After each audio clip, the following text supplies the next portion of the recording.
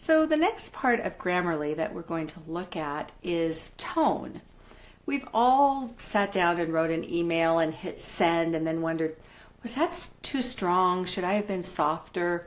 Or maybe it's the other way around. Maybe you thought, oh, was I too wimpy? Did I not come across confident enough?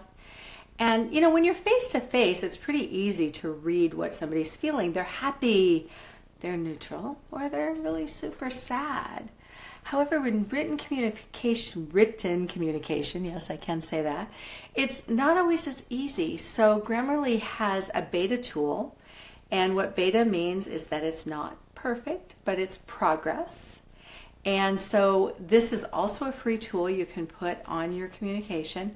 And I want to just show you how it works. So we're going to pretend that you had a meeting with a client or lead, and they didn't show up, and you waited. And now you have to respond to them.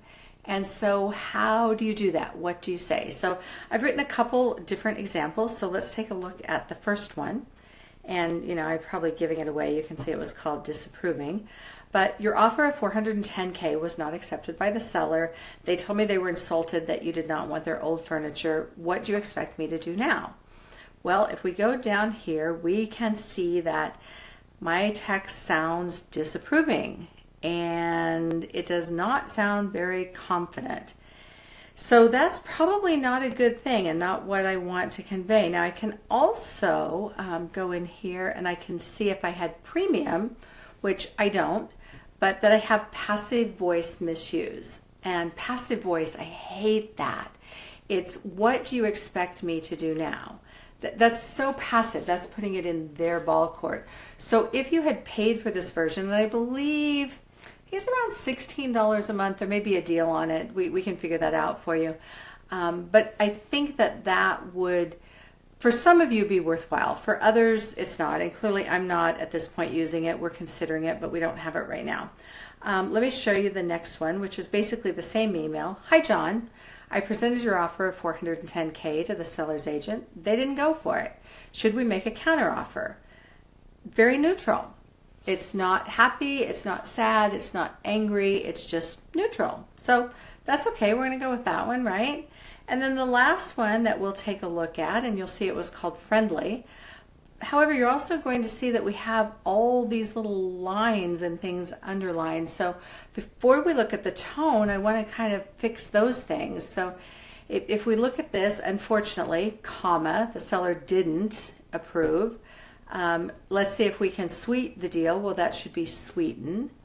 Okay, this is a really good one. The seller didn't approve of your offer of $410K. I think oftentimes we would say didn't approve your offer. So that's where common sense and judgment comes in. So I'm just going to leave it there. This is a really easy mistake to make, especially if you're not an English native speaker. There, they are. So we're going to change that. Here we missed an apostrophe and the grandkids, and then 3 oversized dog. Well, that should be dogs. Now, if I had the paid version, it's probably going to tell me that all of this stuff is redundant. Like, who cares about their 6 kids, 2 grandkids, and 3 oversized dogs? So anyway, we're going to leave that, but we're also going to go down and look at the little icon, and we're going to see that this is really friendly. And that, I think, is the tone that you want to give off. So it's very friendly. It's not showing so forceful and confident.